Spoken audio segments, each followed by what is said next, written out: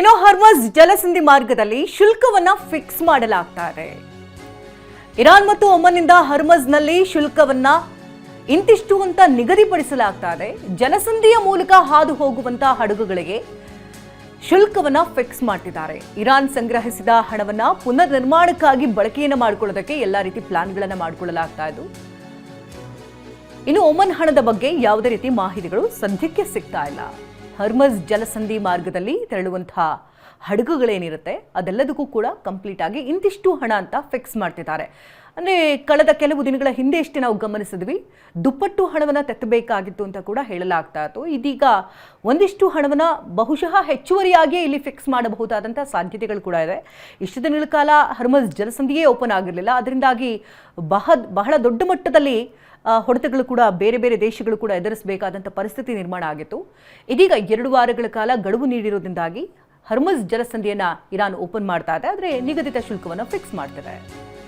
ಇನ್ನು ಟ್ರಂಪ್ ಕದನ ವಿರಾಮ ಏನು ಘೋಷಣೆ ಮಾಡಿದ್ದಾರೆ, ಇದು ಇಸ್ರೇಲ್ಗೆ ದಿಢೀರ್ ಆಘಾತ ತಂದೊಡ್ಡಿದೆ. ಯಾಕಂದ್ರೆ ಟ್ರಂಪ್ ಘೋಷಣೆಯಿಂದ ನಮಗೆ ಅಚ್ಚರಿ ಆಗ್ತಾ ಇದೆ ಅಂತ ಇಸ್ರೇಲ್ ಹೇಳ್ತಾ ಇದೆ.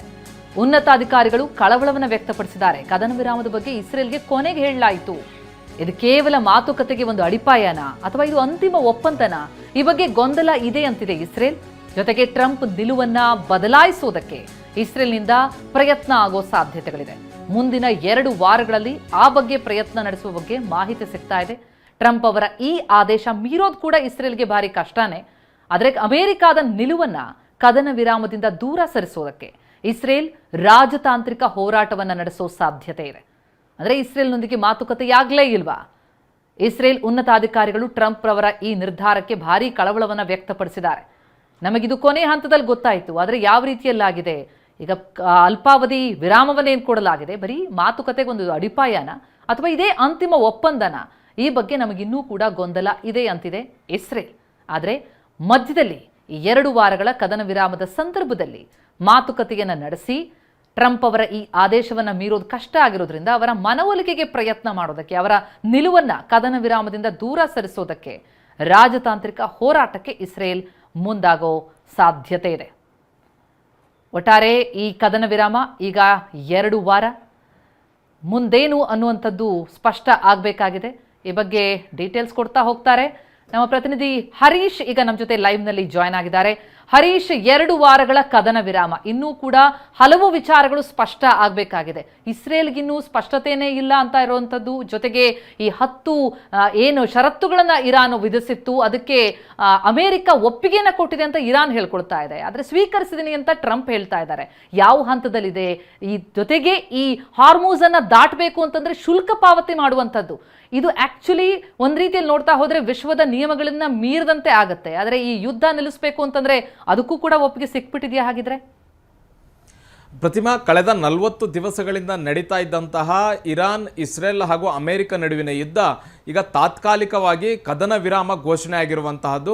ಅಮೆರಿಕ ಅಧ್ಯಕ್ಷ ಡೊನಾಲ್ಡ್ ಟ್ರಂಪ್ ಅವರೇ ಈ ಒಂದು ಘೋಷಣೆಯನ್ನು ಮಾಡಿದ್ದಾರೆ. ತಡರಾತ್ರಿ ಪಾಕಿಸ್ತಾನದಲ್ಲಿ ಒಂದು ಮಹತ್ವದ ಮಾತುಕತೆ ನಡೆಯುತ್ತೆ, ಸಂಧಾನ ನಡೆಯುತ್ತೆ. ಅಮೆರಿಕದ ಪ್ರತಿನಿಧಿಗಳು ಭಾಗಿಯಾಗಿರ್ತಾರೆ, ಇರಾನ್ನ ಪ್ರತಿನಿಧಿಗಳು ಕೂಡ ಭಾಗಿಯಾಗಿರ್ತಾರೆ. ಆ ಒಂದು ಸಭೆಯಲ್ಲಿ ಮಹತ್ವದ ಘೋಷಣೆಯನ್ನು ಮಾಡಲಾಗಿದೆ. ಅಮೆರಿಕ ಅಧ್ಯಕ್ಷ ಡೊನಾಲ್ಡ್ ಟ್ರಂಪ್ ಅವರೇ ಈ 2 ವಾರಗಳ ಕಾಲ ತಾತ್ಕಾಲಿಕ ಕದನ ವಿರಾಮ ಇರುತ್ತೆ ಅನ್ನುವಂಥದ್ದನ್ನ ಘೋಷಣೆಯನ್ನು ಮಾಡಿದ್ದಾರೆ. ಇದು ಡಬಲ್ ಸೈಡೆಡ್ ಸೀಸ್ ಫೈರ್ ಅನ್ನುವಂಥದ್ದನ್ನ ಡೊನಾಲ್ಡ್ ಟ್ರಂಪ್ ಅವರೇ ಘೋಷಣೆಯನ್ನು ಮಾಡಿದ್ದಾರೆ. ಅಮೆರಿಕ ಕೂಡ ಇರಾನ್ ಮೇಲೆ ದಾಳಿ ಮಾಡೋದಿಲ್ಲ, ಇರಾನ್ ಕೂಡ ಅಮೆರಿಕದ ಯಾವುದೇ ಸೇನಾ ನೆಲೆಗಳಾಗಿರಬಹುದು, ಇನ್ನಿತರ ಮಧ್ಯಪ್ರಾಚ್ಯದಲ್ಲಿರ್ತಕ್ಕಂತಹ ಅಮೆರಿಕದ ಮೂಲ ಸೌಕರ್ಯಗಳ ಮೇಲೆ ದಾಳಿ ಮಾಡೋದಿಲ್ಲ ಅನ್ನುವಂತಹದ್ದನ್ನ ಈಗ 2 ರಾಷ್ಟ್ರಗಳು ಕೂಡ ಒಪ್ಕೊಂಡಿವೆ. ಬಹು ಮುಖ್ಯವಾಗಿ ಹರ್ಮುಸ್ ಜಲಸಂಧಿಯನ್ನ ಓಪನ್ ಮಾಡಬೇಕು ಅನ್ನುವಂತಹದ್ದನ್ನ ಈಗ ಡೊನಾಲ್ಡ್ ಟ್ರಂಪ್ ಅವರು ಕೂಡ ಹೇಳಿದ್ದಾರೆ.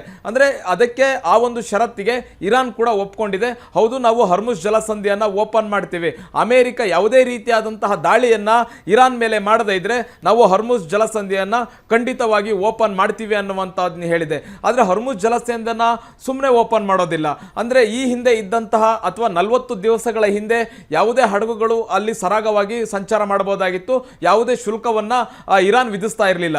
ಈಗ ಶುಲ್ಕವನ್ನ ವಿಧಿಸ್ತೇವೆ ಅನ್ನುವಂಥದ್ದನ್ನ ಹೇಳ್ತಾ ಇದೆ. ಅಂದ್ರೆ ಇದುವರೆಗೆ ಇರಾನ್ನಲ್ಲಿ ಯುದ್ಧದಿಂದ ಆಗಿರತಕ್ಕಂಥ ಖರ್ಚೇನಿದೆ, ನಷ್ಟ ಏನಿದೆ, ಆ ನಷ್ಟವನ್ನು ಭರಿಸಬೇಕು ಅಂತಂದ್ರೆ ಹರ್ಮುಜ್ ಜಲಸಂಧಿಯ ಮೂಲಕ ಸಾಗುವಂತ ಯಾವುದೇ ಹಡಗುಗಳಿಗೆ ನಾವು ಶುಲ್ಕವನ್ನು ವಿಧಿಸ್ತೀವಿ ಅನ್ನುವಂಥದ್ದನ್ನ ಹೇಳಿದೆ.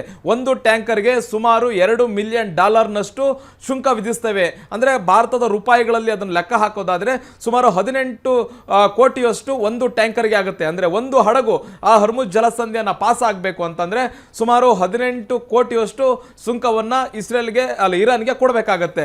ಇದರಿಂದ ಇರಾನ್ ಈಗಾಗಲೇ ಯುದ್ಧದಲ್ಲಿ ಆಗಿರತಕ್ಕಂಥ ನಷ್ಟವನ್ನ ಭರಿಸಿಕೊಳ್ಳುವಂತಹ ಸಾಧ್ಯತೆ ಇದೆ. ಇದು ಕೂಡ ಷರತ್ನಲ್ಲಿ ಸೇರಿತ್ತು. ಅಂದ್ರೆ 10 ಷರತ್ತುಗಳನ್ನ ಒಪ್ಕೊಳ್ಳಿಕ್ಕೆ ಮತ್ತೆ ಅದರ ಬಗ್ಗೆ ಚರ್ಚೆ ಮಾಡಲಿಕ್ಕೆ ಅಮೆರಿಕ ಸಿದ್ಧ ಇದೆ ಅನ್ನುವಂಥದ್ದನ್ನ ಡೊನಾಲ್ಡ್ ಟ್ರಂಪ್ ಅವರು ಹೇಳಿದ್ದಾರೆ. ಬಹುಮುಖ್ಯವಾಗಿ 15 ಷರತ್ತುಗಳನ್ನ ಪಾಕಿಸ್ತಾನದ ಮೂಲಕ ಅಮೆರಿಕಕ್ಕೆ ಇರಾನ್ ಕಳಿಸಿತ್ತು. ಅದರಲ್ಲಿ 10 ಅಂಶಗಳ ಬಗ್ಗೆ ನಾವು ಒಪ್ಕೊಳ್ಬಹುದು ಮತ್ತೆ ಚರ್ಚೆಯನ್ನ ಮಾಡಬಹುದು ಅನ್ನುವಂತಹದನ್ನ ಈಗ ಡೊನಾಲ್ಡ್ ಟ್ರಂಪ್ ಅವರು ಹೇಳಿದ್ದಾರೆ. ಹಾಗಾದ್ರೆ ಆ 10 ಷರತ್ತುಗಳು ಏನೇನು ಅಂತ ನೋಡೋದಾದ್ರೆ ಯುರೇನಿಯಂ ಪುಷ್ಟೀಕರಣ ಇರಾನ್ನಲ್ಲಿ ಮುಂದುವರಿಯುತ್ತೆ ಅನ್ನುವಂತಹದ್ದು. ಮತ್ತೆ ಇದುವರೆಗೆ ಯುದ್ಧ ಶುರುವಾಗಿದ್ದೆ ಯುರೇನಿಯಂ ಪುಷ್ಟೀಕರಣ ಆಗಬಾರದು, ಇರಾನ್ನಲ್ಲಿ ಯುರೇನಿಯಂ ಪುಷ್ಟೀಕರಣ ಆಗಬಾರ್ದು ಮತ್ತೆ ಇರಾನ್ ಒಂದು ಪರಮಾಣು ಅಸ್ತ್ರವನ್ನು ಹೊಂದಿರುವಂತ ರಾಷ್ಟ್ರ ಆಗಬಾರ್ದು ಅನ್ನುವಂಥ ಉದ್ದೇಶ ಇಟ್ಕೊಂಡೆ ಇಸ್ರೇಲ್ ಹಾಗೂ ಅಮೆರಿಕ ಇರಾನ್ ಮೇಲೆ ದಾಳಿ ಮಾಡಿದ್ದಂತಹದ್ದು. ಈಗ ಈ ಷರತ್ತಿನಲ್ಲಿ ಯುರೇನಿಯಂ ಪುಷ್ಟೀಕರಣಕ್ಕೆ ಅವಕಾಶ ಇದೆ ಅನ್ನುವಂತಹದನ್ನ ಇರಾನ್ ಹೇಳ್ತಿರುವಂತಹದ್ದು. ಜೊತೆಗೆ ಇರಾನ್ ಮೇಲಿರ್ತಕ್ಕಂಥ ಎಲ್ಲ ಅಂತಾರಾಷ್ಟ್ರೀಯ ನಿರ್ಬಂಧಗಳನ್ನು ತೆಗೆದು ಹಾಕಬೇಕು. ಈಗಾಗಲೇ ಅಮೆರಿಕ ಸಾಕಷ್ಟು ಅಂತಾರಾಷ್ಟ್ರೀಯ ನಿರ್ಬಂಧಗಳನ್ನು ಇರಾನ್ ಮೇಲೆ ವಿಧಿಸಿರುವಂತಹದ್ದು. ವ್ಯಾಪಾರ ವಹಿವಾಟು ಮೇಲೆ ನಿರ್ಬಂಧಗಳಿವೆ, ಅವುಗಳನ್ನು ತೆಗೆದು ಹಾಕಬೇಕು ಅನ್ನುವಂತಹದನ್ನ ಇರಾನ್ ಕೇಳ್ಕೊಂಡಿರುವಂತಹದ್ದು. ಜೊತೆಗೆ ಬಹುಮುಖ್ಯವಾಗಿ ಮಧ್ಯಪ್ರಾಚ್ಯದಲ್ಲಿರ್ತಕ್ಕಂತಹ ಅಮೆರಿಕದ ಸೇನಾ ನೆಲೆಗಳೇನಿದೆ, ಸೈನಿಕರಿದ್ದಾರೆ, ಅವರೆಲ್ಲರೂ ಕೂಡ ವಾಪಸ್ ಹೋಗಬೇಕು ಅನ್ನುವಂಥದ್ದನ್ನ ಇರಾನ್ ಷರತ್ತನ್ನ ಮಾಡಿರುವಂತಹದ್ದು. ಮತ್ತೆ ಲೆಬನಾನ್ ಮೇಲೆ ಯಾವುದೇ ರೀತಿಯಾದಂತಹ ದಾಳಿ ಆಗಬಾರದು ಅನ್ನುವಂಥದ್ದು. ಜೊತೆಗೆ ಇನ್ನೂ ಬಹುಮುಖ್ಯವಾಗಿ ಇದುವರೆಗೆ ಆಗಿರ್ತಕ್ಕಂತಹ ಯುದ್ಧ ನಷ್ಟವೇನಿದೆ ಅದನ್ನ ಅಮೆರಿಕ ಭರಿಸ್ಕೊಡ್ಬೇಕು ಅನ್ನುವಂಥದ್ದನ್ನು ಕೂಡ ಷರತ್ನಲ್ಲಿ ಉಲ್ಲೇಖ ಮಾಡಿರುವಂತಹದ್ದು. ಈ ಎಲ್ಲ ಷರತ್ತುಗಳಿಗೆ ಅಮೆರಿಕ ಒಪ್ಕೊಂಡಿದ್ಯಾ ಇಲ್ವಾ ಅನ್ನುವಂಥದ್ರ ಬಗ್ಗೆ ಸ್ಪಷ್ಟತೆ ಇಲ್ಲ. ಮತ್ತೆ ಈ 10 ಷರತ್ತುಗಳು ಅಂದ್ರೆ ಕಳಿಸಿದಂತ 15 ಷರತ್ತುಗಳಲ್ಲಿ 10 ಷರತ್ತುಗಳು ಯಾವುವು ಅನ್ನುವಂಥದ್ದು ಅಮೆರಿಕ ಸೈಡ್ನಿಂದ ಯಾವುದೇ ರೀತಿಯ ಸ್ಪಷ್ಟತೆ ಇಲ್ಲ. ಆದರೆ ಇರಾನ್ ಹೇಳ್ತಿದೆ 10 ಷರತ್ತುಗಳನ್ನ ಅಮೆರಿಕ ಒಪ್ಕೊಂಡಿದೆ, ಇದು ನಮಗೆ ಸಿಕ್ಕಂತಹ ಗೆಲುವು ನಮ್ಮದೇ ವಿಜಯ ಅನ್ನುವಂತಹ ನಿಟ್ಟಿನಲ್ಲಿ ಇರಾನ್ನಲ್ಲಿ ಸಂಭ್ರಮಾಚರಣೆ ನಡೀತಾ ಇದೆ. ಇರಾನ್ನ ಮಾಧ್ಯಮಗಳು ಕೂಡ ಅದೇ ರೀತಿಯಾಗಿ ಬಣ್ಣಿಸ್ತಾ ಇರುವಂತಹದ್ದು. ಇನ್ನು ಬಹುಮುಖ್ಯವಾಗಿ ಇಸ್ರೇಲ್ ಇಲ್ಲಿ ಯಾವುದೇ ರೀತಿಯಾದಂತಹ ಮಾತುಕತೆಯಲ್ಲಿ ಭಾಗಿಯಾಗಿಲ್ಲ. ಹಾಗಾದ್ರೆ ಇಸ್ರೇಲ್ನ ನಡೆ ಏನಾಗಿರುತ್ತೆ ಅನ್ನುವಂತಹದ್ದು. ಇವರಿಬ್ಬರು ಮಾತುಕತೆ ಮಾಡ್ಕೊಳ್ಳುವಂತ ಸಂದರ್ಭದಲ್ಲಿ ಇಸ್ರೇಲ್ನ ಯಾವುದೇ ರೀತಿಯಾದಂಥ ಒಪಿನಿಯನ್ನ ಕೇಳಿಲ್ಲ ಅನ್ನುವಂತಹ ಅಸಮಾಧಾನ ಕೂಡ ಇಸ್ರೇಲ್ಗೆ ಇರುವಂತಹದ್ದು. ಹಾಗಾದ್ರೆ ಇಸ್ರೇಲ್ ದಾಳಿಯನ್ನು ಮುಂದುವರಿಸುತ್ತಾ ಇರಾನ್ ಮೇಲೆ, ಲೆಬನಾನ್ ಮೇಲೆ ದಾಳಿ ಮುಂದುವರಿಸುತ್ತಾ, ಆದರೆ ಯಾವುದೇ ರೀತಿಯಾದ ಸ್ಪಷ್ಟತೆ ಇಲ್ಲ. ಸೀಸ್ ಫೈರ್ ಅಂತೂ ಆಗಿದೆ. 2 ವಾರಗಳ ಕಾಲ ಯುದ್ಧ ನಿಂತಿರುವಂತಹದ್ದು. ಇಡೀ ಜಗತ್ತು ಇದನ್ನ ಕಾಯ್ತಾ ಇತ್ತು. ಬಹುಮುಖ್ಯವಾಗಿ ಪಶ್ಚಿಮ ಏಷ್ಯಾ, ಪೂರ್ವ ಏಷ್ಯಾದ ದೇಶಗಳು ಇದು ಯುದ್ಧ ನಿಲ್ಬೇಕು ಅನ್ನುವಂಥ ನಿಟ್ಟಿನಲ್ಲಿ ಸಾಕಷ್ಟು ಮನವಿಯನ್ನ ಮಾಡ್ಕೊಂಡಿದ್ರು. ಈಗ ಎಲ್ಲರ ಆಸೆ ಈಡೇರಿರುವಂತಹದ್ದು, ಈಡೇರಿರುವಂತಹದ್ದು 2 ವಾರಗಳ ಕಾಲ ಯುದ್ಧ ನಿಂತಿರುವಂತಹದ್ದು. ಥ್ಯಾಂಕ್ ಯು ಹರೀಶ್ ತಮ್ಮೆಲ್ಲ ಮಾಹಿತಿಗೆ.